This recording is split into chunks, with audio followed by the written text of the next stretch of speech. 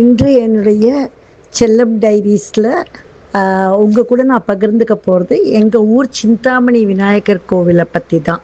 இது ஆழ்வார் திருநகரில் இந்த சிந்தாமணி விநாயகர் கோவில்ங்கிறது இருக்குது. சிந்தாமணி அப்படின்னு சொன்னால் எல்லாருக்கும் தெரியும், ஒரு சிந்தாமணி கல். அந்த சிந்தாமணின்னு சொன்னாலே விரும்பியதை அளிக்கும் கல் அப்படின்னு எல்லாருக்குமே தெரியும். அந்த பேரில் இருக்கிற விநாயகர் நாம் விரும்பினது எல்லாத்தையும் நிச்சயம் தருபவர்.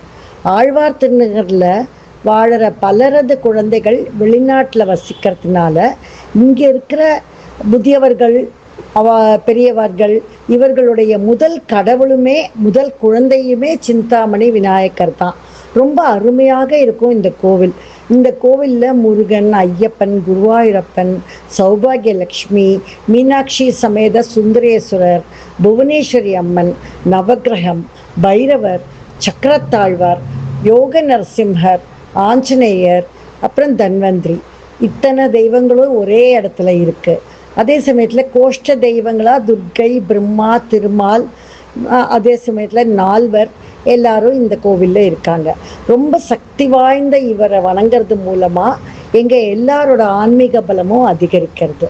இந்த கோவிலை பொறுத்த வரைக்கும் நிறைய மாசாந்திர உபயதாரர்கள் மாதாந்திர பூஜைகள் எல்லாத்தையுமே விமரிசையாக நடத்துகிறாங்க.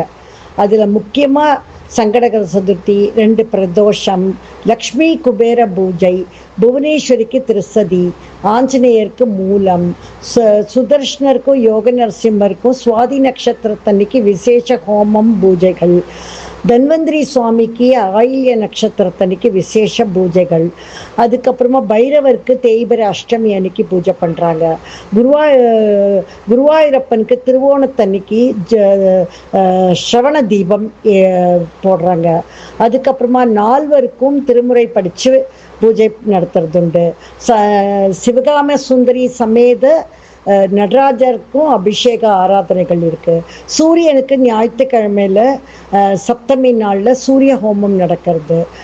அதே மாதிரி நவகிரகத்துக்கும் மாதத்தில் ஒரு நாள் நவகிரக ஹோமம் நடத்தி பூஜை பண்ணுறாங்க. இந்த கோவில் ஆழ்வார் திருநகரே ஒரு ஆன்மீக பூமி.